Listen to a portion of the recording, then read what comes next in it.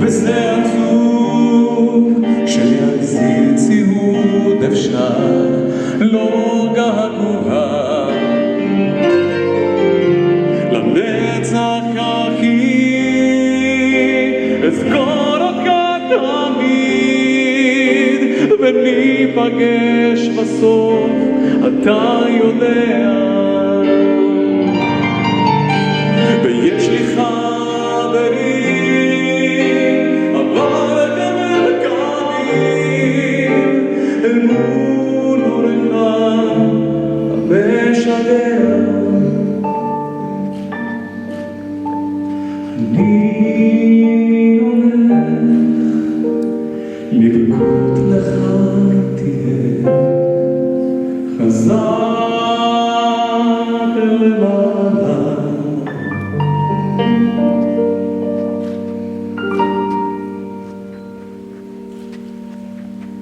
dedicar algunas palabras también en nombre o en memoria de Yitzhak Rabin, quien tuve la oportunidad y el honor de conocer y trabajar con él durante 2 años antes de su asesinato.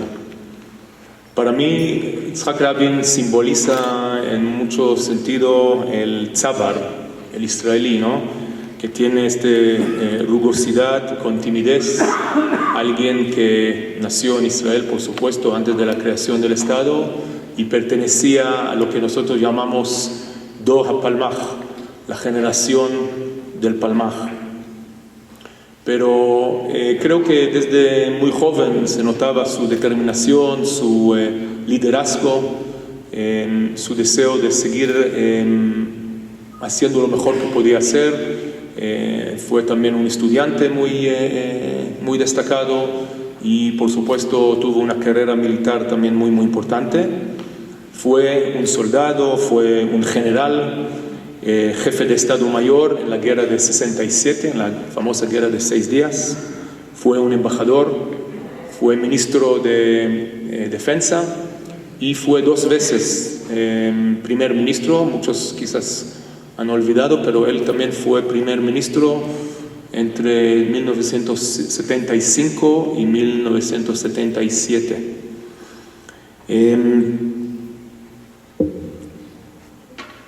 Pero todos nosotros lo recordamos realmente como un soldado que luchaba en la defensa por Israel durante todos los años, pero sacrificó su vida realmente por la paz. Uno de sus famosos dichos era que vamos a luchar contra el terrorismo como si no fuera un proceso de paz y vamos a luchar por la paz como si no fuera terrorismo. Y creo que realmente es un legado que nos ha dejado. Rabin también entendió que Israel no puede seguir siendo Am Levado Ishkon, ¿no? Un país que habitará solo. Y que tenemos que abrirnos al mundo, tenemos que asumirnos a los procesos internacionales, por supuesto a la paz, pero también a la cooperación internacional y empezar a desarrollarnos como un país entre las naciones. Hoy cuando nuevamente enfrentamos de nuevo una realidad de terrorismo y de retos internos no fáciles en Israel, es importante reconocer y seguir su ejemplo, su legado, su ejemplo de luchar contra la discriminación, por Brit Ahim, contra la violencia y por supuesto al respeto al lejano y a la paz. Y creo que si el reto y nuestro anhelo a la paz siempre ha sido un cimiento de nuestro deseo como pueblo, como Estado de Israel, lo que nosotros tendríamos que temer más que todo es nuestra consolidación interna, nuestra sociedad israelí, porque hemos siempre podido frenar y defendernos frente de todas las amenazas por todos lados. Pero lo que a mí, en lo personal, más me preocupa es nuestra sociedad interna y la intolerancia interna y las discusiones que siempre tenemos, que son siempre muy, muy alentadoras. Tenemos que realmente siempre acordarnos que esta tierra sagrada que nos ha dado Dios, y siendo el pueblo elegido, el pueblo de la Biblia, es una tierra que tenemos que guardar. Y por eso creo que el mensaje que yo llevo, por lo menos más allá de su gran contribución a la paz, es también esta introspección que tenemos que hacer hacia adentro para mantenernos como una sociedad vibrante, pluralista, y seguir anhelando a la paz. Y bueno, creo que todos nosotros conocemos la famosa frase que el presidente Clinton insertó: Shalom Haver. De hecho, él estaba en Israel hace 2-3 semanas en las conmemoraciones para el 20º aniversario, y sigue siendo realmente un gran amigo también del Estado de Israel. En cuanto al proceso de paz y los procesos de Oslo, siempre la pregunta que se pregunta es si este proceso ha muerto, si realmente este acuerdo, este breakthrough, estuve buscando una palabra que en español de breakthrough, el más cercano que yo encontré es atravesar, no sé si es correcto o no, pero realmente que el proceso de Oslo realmente fue único en su contenido y en su desarrollo. Pero no hay que olvidar que antes de Oslo también tuvimos algunos logros importantes. En primer lugar, tuvimos al Camp David en 79, la paz con Egipto, un sueño que 10 años antes nadie hubiera imaginado, que podemos firmar la paz con nuestro arco enemigo, ¿se dice arch enemigo Sadat, ¿no?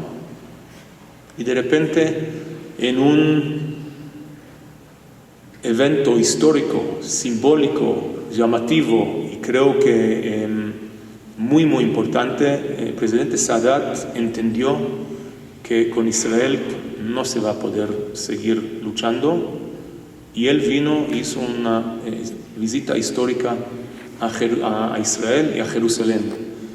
Y en la manera que fue recibido en Israel fue increíble. O sea, algunos años antes era el archienemigo, y de repente lo recibimos en Israel con un gran amor y con un gran afecto y con gran admiración, y realmente abrió la puerta a los acuerdos de paz con Egipto. Y menciono esto porque creo que no ha sido otro ejemplo de un líder árabe conociendo la importancia de la opinión pública israelí, de la democracia israelí, porque ningún país árabe tiene una sociedad democrática, no sabe qué es la democracia, no sabe la importancia que tiene la población en Israel. Y él entendió que si él viene y estrecha su mano de paz, va a ser muy bien recibido. Y es lo que realmente estamos esperando hasta el día de hoy, que otro líder árabe realmente haga lo mismo. En 1991 fueron la conferencia de Madrid, el famoso conferencia de Madrid, que si bien no tuvo gran éxito, pero también empezó a poner, no sé, en algún tipo de marco de cómo estamos pensando en seguir adelante con el proceso de paz. Y un día, en 1993, el mundo y la gran mayoría de nosotros israelíes se despertó con una gran sorpresa. El hecho de que, en una manera secreta, sin ni siquiera el conocimiento de los americanos, se logró llegar a un acuerdo, a un entendimiento entre el OLP, entre Arafat y entre Rabin y Pérez. Y creo que también sirve como un ejemplo, porque muchas veces, o no muchas veces, pero al final hay que también no solamente tener negociaciones directas, sino, no sé si lamentablemente o no, hay que hacerlas también de una manera discreta, sin que nadie sabe, sin la presión de la opinión pública en cualquier campo. En esta manera quizás se puede conseguir, o de hecho se puede conseguir mucho más. En fin, 93, los acuerdos de Oslo, un gran antecedente, un primer encuentro directo entre nosotros y otros enemigos. Yo me acuerdo, me tocaba ir a Cairo en una serie de negociaciones y me acuerdo sentarme en el mismo cuarto sobre una mesa con personas que, le voy a decir la verdad, yo me sentía muy incómodo, muy incómodo, sentarme con lo que eran hasta poco antes terroristas conocidas. Y de un punto de vista de alguien que tuvo un rol menor, pequeño, ¿no?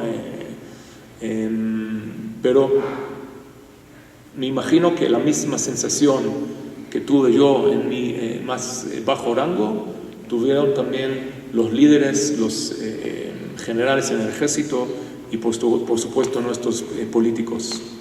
Pero este fue realmente un encuentro directo y ahí también yo, como diplomático joven, entendí de que la única manera de llegar a algún tipo de acuerdo es con nuestro adversario. O sea, hacernos amistades entre amigos es muy fácil. El reto es hacer amistad y llegar a un acuerdo con un enemigo. Aunque es muy difícil a veces sentarse y hablar con él cara a cara. Entonces creo que este fue realmente algo muy simbólico que ha penetrado en la sociedad israelí y en cierta manera, pero no suficientemente, también en la sociedad palestina y un poco en la sociedad árabe. Este reconocimiento de que tenemos que sentarnos con nuestros enemigos de ayer y tenemos que también estar dispuestos a conceder, a hacer un compromiso, que ninguno puede quedar con los 100% que quiere tener. Y este creo que es el mensaje que nosotros en Israel nos costó mucho. Rabin pagó con su vida porque había gente, y todavía hay gente en Israel que no lo acepta, pero la gran mayoría en Israel sí acepta y reconoce de que para conseguir la paz vamos a tener que rendir, concesionar, comprometer y no quedarnos con todo lo que hubiéramos querido tener. Este mismo mensaje es lo que nos falta todavía ver, conseguir y tener en la sociedad palestina. Este entendimiento, comprensión de no es un juego ya de todo o nada, porque sabemos que cuando uno juega por todo o nada, muchas veces uno queda con nada. Pero, sin embargo, los acuerdos de Oslo han puesto, en cierta manera, las reglas del juego, para decirlo, ¿no? Hemos creado una autoridad palestina que no existía antes, ¿no? Antes de 93, el OLP estaba exiliado en Líbano, después en Túnez. Recibió una presencia en Ramallah, una autoridad palestina. Y hemos, de hecho, también tomado los territorios en disputa y lo hemos dividido en tres: en territorio A, territorio B y territorio C. Territorio A es lo que es de los palestinos, su responsabilidad total, su soberanía, si quieren decir, también su responsabilidad en temas de seguridad. La zona B, que es la zona más grande, que es una zona en la cual Israel tiene la responsabilidad de seguridad, pero los palestinos ahí viven su gran mayoría. Y área C, que es el área que nosotros consideramos como nuestra franja o nuestros gushim, ¿cómo se dice? Gushim, bloques de seguridad para nosotros, ahí donde se concentran la gran mayoría de los asentamientos. En términos absolutos, ¿no? En porcentaje, territorio C no pasa los 10% del territorio. 10% del territorio. 90% de Cisjordania está en zona C y en zona B.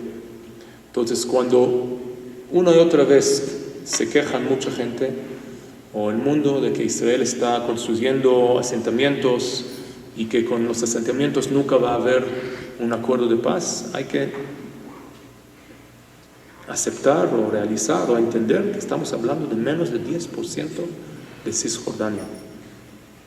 Entonces, el acuerdo de Oslo ha mantenido o ha puesto este régimen, este marco para decirle de cómo vamos a proceder en lograr al final un país, un Estado palestino.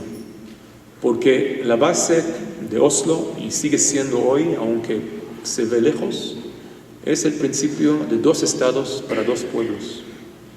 Un Estado judío con fronteras defensibles y asegurados, y un Estado palestino demilitarizado.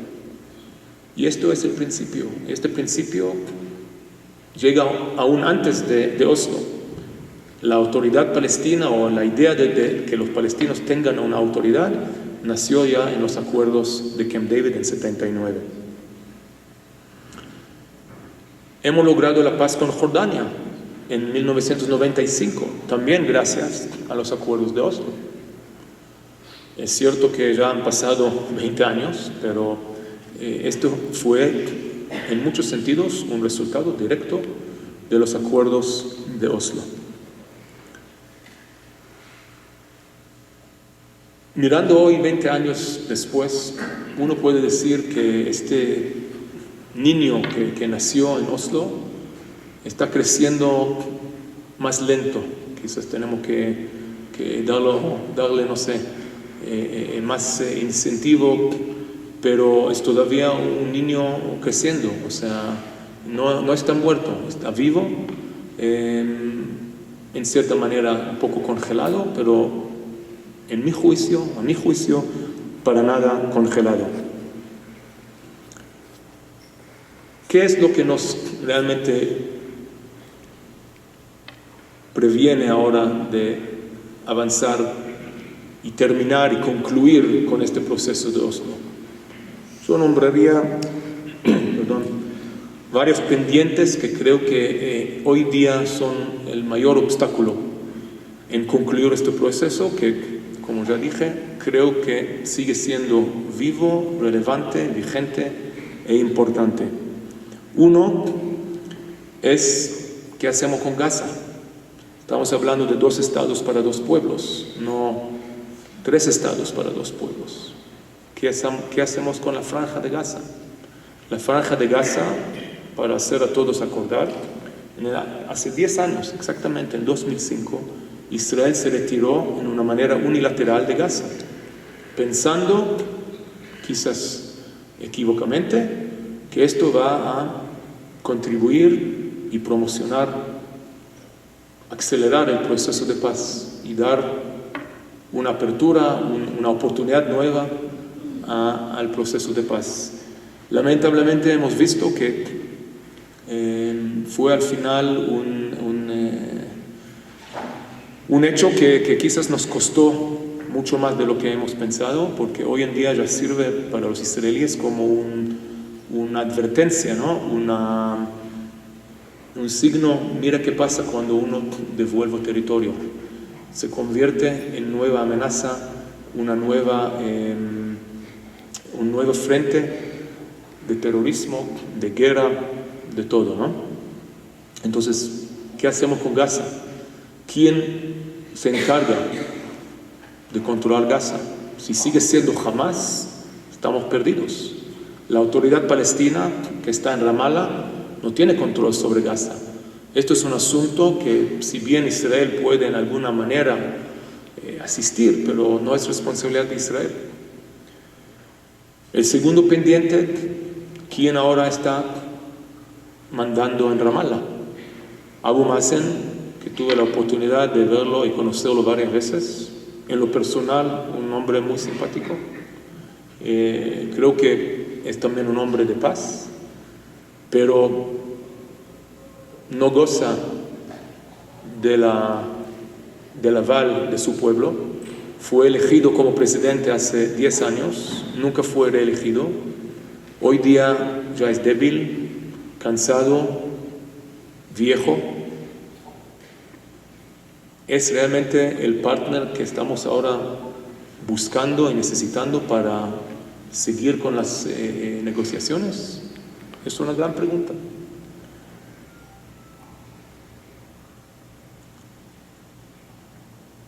Otros pendientes importantes antes de ponernos al día en lo que está sucediendo en Israel en estas últimas semanas son, por supuesto, los clásicos asuntos. Uno, los asentamientos. ¿Qué hacemos con los asentamientos? ¿Cómo mantener algunos bloques que son vitales para la seguridad de Israel y otros desmantelar quizás, o devolver, o buscar otra solución? Una solución que fue sugerida fue que ellos asentamientos pasan a ser parte de un futuro Estado palestino. Pero parece que este es imposible. Pero en un mundo ideal, en un mundo de paz, en un mundo de reconciliación y de entendimiento, si nosotros tenemos minorías árabes y de otras denominaciones, ¿por qué no puede haber judíos en un futuro Estado palestino? No tengo la respuesta, pero esta fue una sugerencia. Por supuesto, hemos escuchado el rechazo total por el lado palestino. Pero el tema de los asentamientos tenemos que aclarar, tenemos que resolverlo. Y creo que el gobierno, todos los gobiernos, pero el gobierno actual también está manteniendo los asentamientos. La construcción, que cada vez está más y más criticada, está dentro de estos bloques. Y esta gente fueron mandados a los territorios por el gobierno laborista en los fines de los años 70. Nosotros, el gobierno de Israel, por bien, por mal, cada uno con su opinión. Sebastia fue el primer asentamiento que el Partido Laborista en 1977 mandó a construir. No olvidemos, esto quizás tendría que haber destacado antes, de que durante 10 años, entre la guerra de 6 días, 67 hasta 77, Israel mantuvo este territorio libre para negociarlo y entregarlo en cierta manera, en ciertas condiciones, en favor de un acuerdo de paz.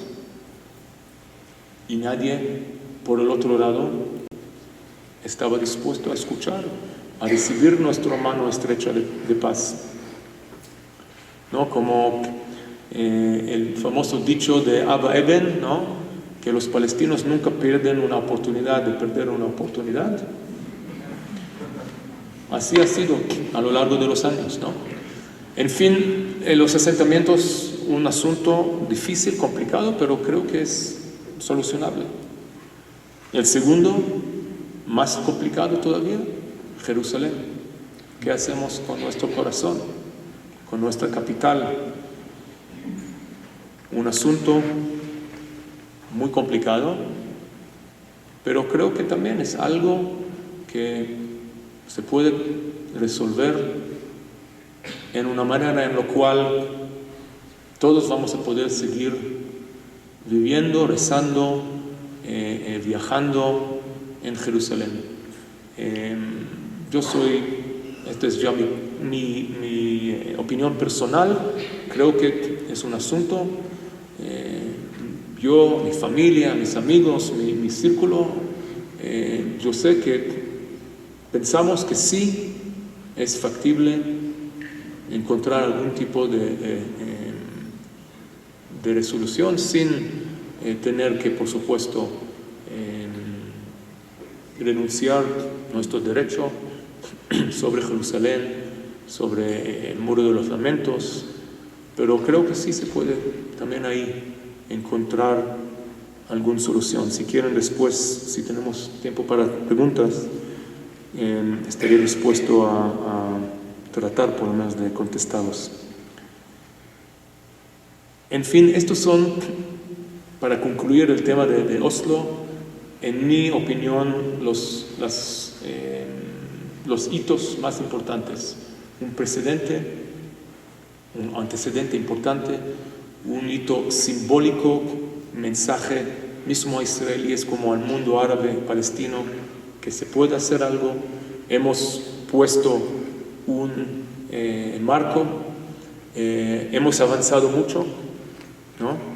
Y esto realmente para mí es lo que quedó, y este es el legado, si quieren, mismo del primer ministro Rabin como del proceso de Oslo. Dos palabras sobre los acontecimientos en Israel en estas últimas semanas. Lo que estamos viendo, lamentablemente, no solamente en Israel, sino en todo el mundo, es esta incitación terrible al extremismo, al fundamentalismo islámico, terrorista. El Islam no es nuestro amigo. El Islam y los musulmanes, 99% de ellos son personas de paz. El problema es que hay 1% de musulmanes que están haciendo muy mala fama a toda su religión, el Islam. Y yo esperaría, por ejemplo, que el mundo islámico se levantaría y trataría de expulsar estos terribles manifestaciones de violencia, de odio y de incitación. Lo que más complica la situación es el uso de las redes sociales. Antes era más difícil dispersar un mensaje, una llamada a acción. Hoy en día, con las redes sociales, lamentablemente, sirven hoy al terrorismo, a la incitación, a la violencia, al extremismo. Y en la misma manera que Daesh o que ISIS está usando métodos, bueno, no son humanos, pero cosas crueles de la época medieval, pero usándolo con tecnología del siglo XXI. Y lo mismo estamos viendo también en nuestro alrededor más cercano. Por las redes sociales, fomentado en falaces, en mentiras. Muchos de ellos conocemos desde ya, pero algunos nuevos, como que Israel está conquistando la explanada de las mezquitas y que estamos violando el status quo. ¿Quién está violando la santidad de la explanada de las mezquitas? Aquellos que están introduciendo armas y bombas en las mezquitas. ¿Quién se imagina entrar en una iglesia o en una sinagoga con una arma o con botellas Molotov? Ellos están haciéndolo. Y nosotros, nuestra responsabilidad es mantener ahí la seguridad y que no se introduzcan armamentos en las mezquitas. Entonces, esta es también una excusa que están usando en la incitación en las redes sociales en contra de Israel, llamando a gente a salir y apuñalar a judíos y a israelíes. Vemos chicos de 12, 13 años saliendo a la calle ¿Qué saben ellos del conflicto árabe-israelí? ¿Qué saben?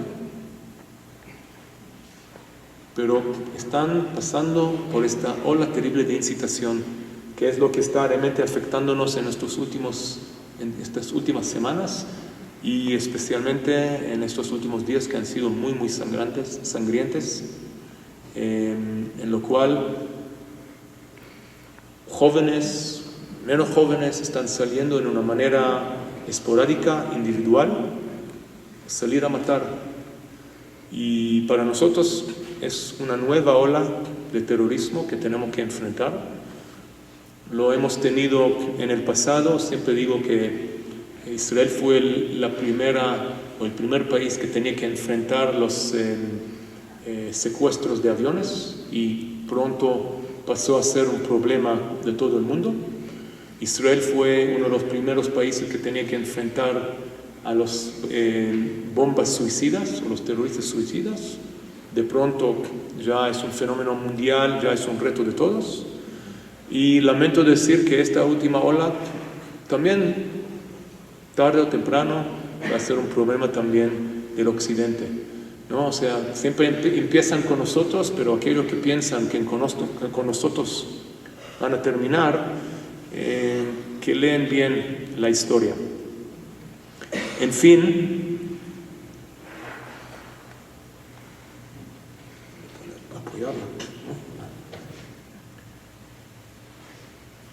estamos ahora en frente de una ola de terrorismo nuevo, individuo que por cierta manera, o por lo menos no se puede definir como una intifada, porque no está organizada por una organización o de un país, sino algo más individual, pero por el otro lado lo hace mucho más difícil de combatir. Creo que vamos a también poder restaurar la calma, pero otra vez, realmente requiere un esfuerzo no solamente del Estado de Israel. Es muy lamentable lo que ha pasado en París hace más de una semana, pero todos hemos olvidado que en 2008 en Mumbai, 3, 4 o 5 días de sitio con más de 200 muertos, 2004 en Madrid, no me acuerdo cuándo fue en Londres, hemos ya tenido esta wake-up call. El Occidente ha recibido un wake-up call en los últimos 15 años y no se ha despertado.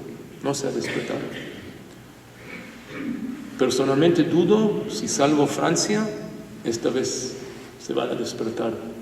Pero lo que queda muy, muy claro es que este fenómeno de incitación al extremismo, a la violencia, que es lamentablemente islamista en su gran mayoría, como decimos, quizás no es muy politically correct decirle, pero